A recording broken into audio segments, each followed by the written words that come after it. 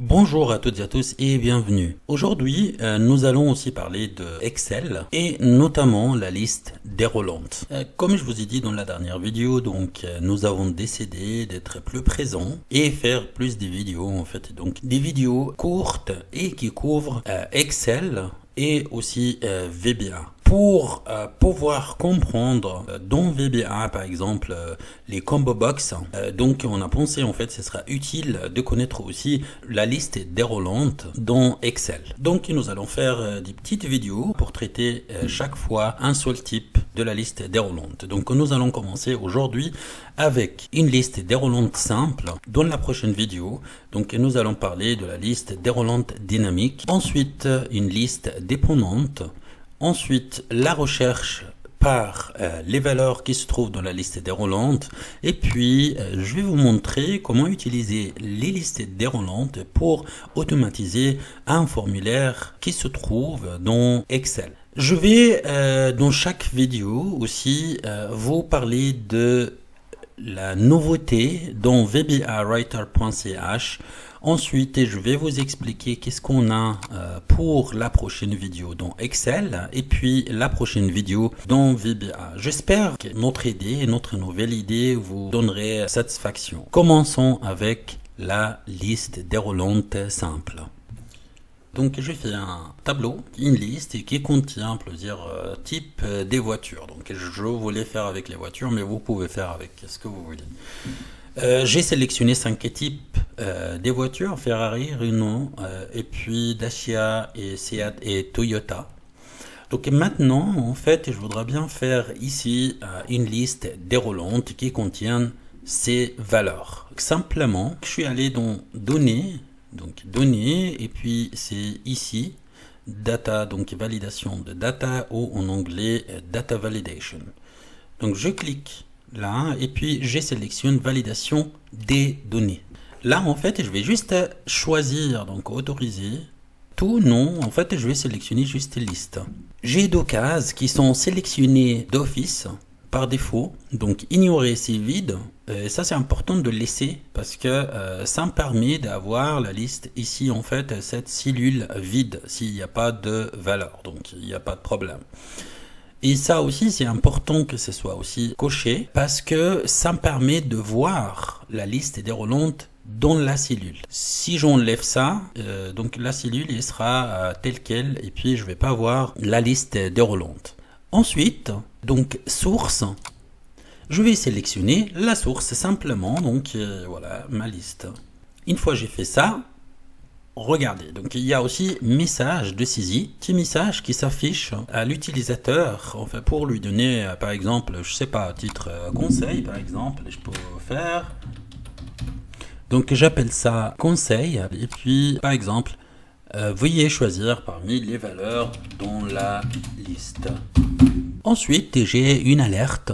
Donc alerte d'erreur. C'est-à-dire si quelqu'un essaye de saisir une valeur qui ne se trouve pas dans ma liste, qu'est-ce qui va se passer? Donc ce sera le style, ce sera stop et vous allez voir, donc c'est ça. Vous pouvez choisir un autre, donc avertissement, ou vous pouvez information. Par défaut c'est stop. Il y a un message qui s'affiche d'office si vous remplissez pas ces cases qui dit, et il faudra sélectionner parmi les valeurs qui se trouvent dans la liste déroulante. Sinon, moi je peux faire comme par exemple, seules les valeurs de la liste déroulante sont permises. Ou comme vous voulez, vous pouvez mettre n'importe quel message que vous souhaitez. Donc j'ai saisi quelque chose dans le message qui s'affiche avant la saisie et l'alerte qui s'affiche en cas d'erreur. Et aussi j'ai sélectionné la source et puis j'ai autorisé une liste. Une fois que j'ai fait ça, je vais cliquer sur OK. Et là, vous voyez donc la liste déroulante s'affiche et je peux sélectionner parmi ces valeurs. Et puis le message que je vous ai dit qui est de conseil, veuillez choisir parmi les valeurs dans la liste box. Et donc c'est juste pour indiquer à l'utilisateur. Et là, je peux sélectionner n'importe quelle valeur. Et aussi, si je saisis, donc aussi la saisie est permise, il n'y a pas de souci. Je peux dire Dacia, mais tant que ça se trouve dans la liste, il n'y a aucun problème.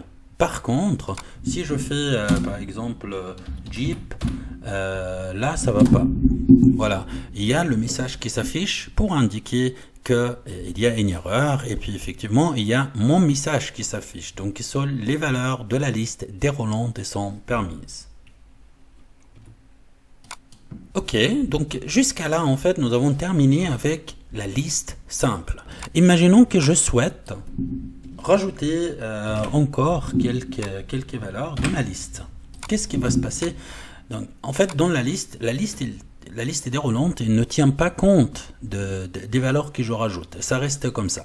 Ce que je peux faire, et je peux toujours refaire la liste déroulante en indiquant que la source c'est jusqu'à là. Ok, bah, je peux faire ça. Par contre, comment je peux faire si en permanence cette liste il évolue? Comment je peux faire? Ce qu'on appelle en fait dans ce cas-là, il s'appellera une liste déroulante dynamique. C'est ce que nous allons voir à la prochaine vidéo qui sera publiée demain. D'accord? Reste juste à dire que pour arrêter, donc pour annuler, donc j'ai fait une liste déroulante et pour supprimer cette liste, il faudra simplement aller dans validation des données, donc la même chose, et validation des données, et puis là, je vais dire effacer tout. Voilà.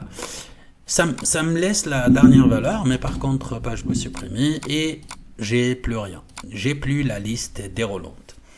Donc jusqu'à là, nous avons terminé avec notre vidéo de la liste déroulante simple. J'espère que ça vous a plu. Concernant la prochaine vidéo de Excel, donc comme je vous ai indiqué, nous allons traiter ensemble la liste déroulante dynamique. Donc liste déroulante dynamique, c'est à partir d'une liste des valeurs évolutives. Donc, c'est-à-dire, on rajoute toujours des valeurs et ma liste, il tiendra compte au fur et à mesure. La liste déroulante, ce sera pour la vidéo d'après, la liste déroulante dépendante. Donc, quand nous allons créer plusieurs listes déroulantes, dont la valeur de la liste de la deuxième liste déroulante dépendra de ma sélection dans la première liste, etc. Avec la recherche, nous allons rechercher en utilisant la sélection que je vais effectuer dans la liste déroulante. Donc, c'est comme là, je sélectionne par exemple, je vais choisir Renault et avec Renault, je peux effectuer des recherches. Automatisé, je vais vous montrer un grand tableau avec plusieurs valeurs. Donc nous allons sélectionner 2 ou 3 valeurs et nous allons obtenir le reste des données dont nous avons besoin. Et ça, ce sera la vidéo numéro 5 en fait, donc sur 5 vidéos. Pour la nouveauté dans vbawriter.ch, peut-être vous l'avez déjà constaté sur le site. Sur le site internet, donc nous avons rajouté le VBA Code Mania. Comme indiqué, simplement, en fait, nous avons beaucoup de codes en fait qu'on souhaite partager avec vous, des codes à utiliser à volonté, donc c'est gratuit. Comme par exemple, donc afficher l'application en plein écran. Donc je l'ai utilisé dans une vidéo et puis plusieurs personnes l'ont demandé. Donc maintenant il est à disposition. Afficher l'application en mode d'origine. Donc il faudra juste cliquer là et là vous avez le code. Nous avons essayé en fait de trouver le moyen le plus simple pour conserver la simplicité de l'utilisation de notre site. Et puis nous avons trouvé cet outil en fait qui vous permet d'utiliser simplement le site et obtenir le code sans effort. Donc voilà, nous allons continuer à alimenter cette page. Nous avons environ 900, si je ne me trompe pas, environ 900 codes à fournir. Donc on fait au fur et à mesure. Voilà, j'espère que ça vous donnera satisfaction. Et concernant la prochaine vidéo, en fait, la prochaine vidéo dans VBA, il s'agit donc d'une application sur la facturation, donc une application simple, mais qui couvre l'ensemble des questions concernant la facturation. Donc c'est une base de données simple, donc j'utilise en fait donc comme celle-ci, et contient ID, nom, prénom et adresse de la personne, etc. Et puis j'ai fait aussi un onglet pour l'impression avec les QR. Et puis l'archive, donc l'historique des facturations, et puis ça c'est en fait, ce sera pour l'impression simple, donc des listes, des factures. Je suis toujours en train de travailler là-dessus, et puis on va le faire ensemble. Donc ce sera un truc comme ça en fait. Donc dans cette application, j'ai écrit en fait une partie qui concerne le client et l'autre partie qui concerne la facturation. Donc nous allons actionner ces boutons. Donc quand je rajoute un nouveau client, voyons comme ça. Quand je rajoute un nouveau client et impression de la facture avec QR, et la sauvegarde de la facture en PDF, il y aura aussi un bouton juste pour l'envoi de PDF par email. Et puis vous allez avoir donc à rechercher, modifier, supprimer, archiver, etc. Donc il y aura pas mal de choses à faire ensemble. Donc ça, on va les traiter ensemble dans la prochaine vidéo de VBA. On va utiliser uniquement donc vbawriter.ch pour faire ça.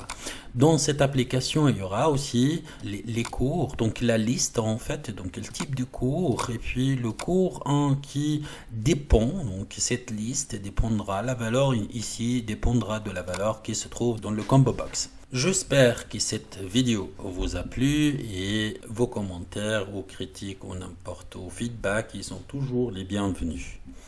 Je vous remercie beaucoup de votre suivi, et puis je vous dis à la prochaine fois, demain normalement avec la prochaine vidéo. Donc voilà, au revoir.